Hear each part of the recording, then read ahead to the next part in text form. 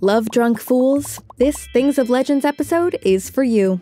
We're talking Zeus, we're talking Hera, we're talking every ménage à trois in the book that's worth spilling any ounce of tea on. We don't mean chai, we mean the finer brews of Greek mythology.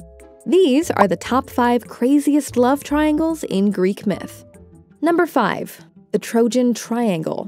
Lots of people know the whole story about the guys who snuck into a gigantic horse and yada yada yada, but the Trojan War was actually triggered by a love triangle between Paris, a prince of Troy, Menelaus, king of Sparta, and his wife Helen. The legend surrounds a disagreement between the Greek goddesses Aphrodite, Athena, and Hera. When Ares, the goddess of discord, came unannounced to a wedding she was not invited to, she came bearing a golden apple said to be a present for the fairest. The goddesses fought for the apple and asked Paris, a Trojan prince, to decide who'd take it home. Because he wished for love, he awarded the apple to Aphrodite, who made the married queen of Sparta, Helen, fall in love with Paris. So when she left Menelaus for Paris, he demanded the rest of the Greeks to wage war on the Trojans. Imagine fighting for someone's love so much that wars are waged. One can only dream.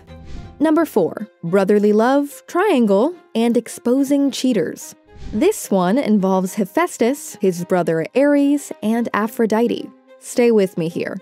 Aphrodite, the goddess of love, was married off to Hephaestus, a god of many handy talents. And though he was in love with her, Aphrodite was not happy with this arranged union, as she was not ready to settle down like Zeus, her father, wanted her to. In fact, she had her eyes on lots and lots and lots of other men. And lots and lots and lots of other men had their eyes on her, because she was beautiful. One of these men just so happened to be Hephaestus' brother, Ares, god of war. Do we see where this is going? So yeah, that love affair went on for a while behind Hephaestus' back, and it was driven by passion and volatility given their respective godly properties. Until he found out.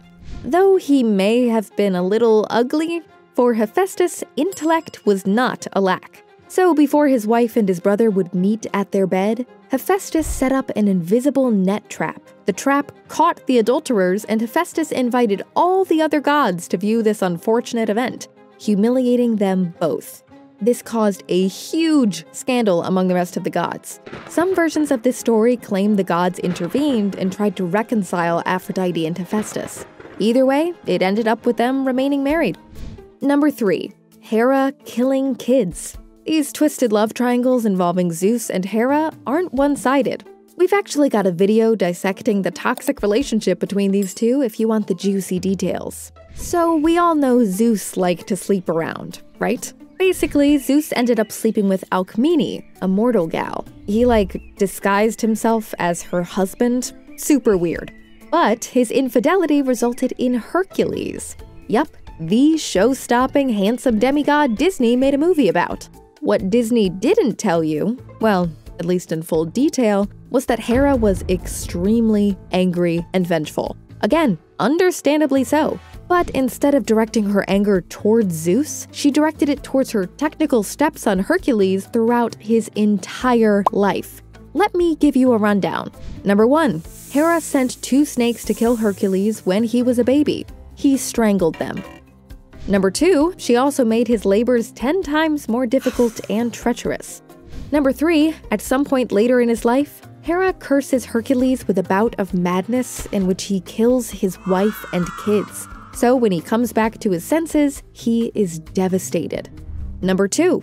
Narcissus, Echo, and Narcissus's reflection? Oh, Narcissus. So beautiful, even Aphrodite might have swiped right. But no dice for them, because Narcissus was too busy being in love with himself. Enter Echo, the nymph cursed by Hera to only repeat the last words she heard. Why? Because she distracted Hera while Zeus was off having affairs. Poor Echo fell hard for Narcissus, but all she could do was parrot his words back at him. I love you. Love you. Will you be with me? Be with me. Unsurprisingly, Narcissus was not amused, and Echo, heartbroken, vanished into a cave until only her voice remained. Meanwhile, Narcissus found a river and his reflection. It was love at first sight. Who's that hottie? Spoiler, it was him. He was so obsessed he couldn't tear himself away. hugging and kissing his own image, he realized he could never truly possess it. This epic self-love saga ended with Narcissus dying of heartbreak because he couldn't be with himself. So, what's the takeaway? Maybe spend less time admiring your reflection and more time noticing others. Otherwise, you might end up talking to yourself forever. Literally. And finally, number 1, love and centaurs. If you can't wrap your head around the whole incest tree Greek mythology's got going on, wait till you hear about the inanimate object one. One fine day, the Greek gods were partying it up. Zeus was hosting, and the king of the Lapiths named Ixion was invited. But, he wasn't the most polite guest. Right when he arrived, he was love-struck by Zeus's wife, Hera. And Zeus, understandably so, was infuriated. So Zeus was like, let me play a trick on this goon. And basically what he did was make a clone of his wife Hera in cloud form. Why a cloud?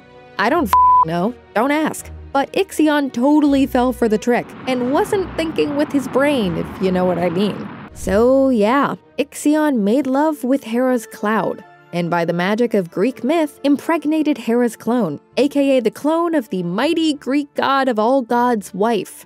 She birthed a half-human, half-horse called Centaurus. I was there at the baby shower, actually.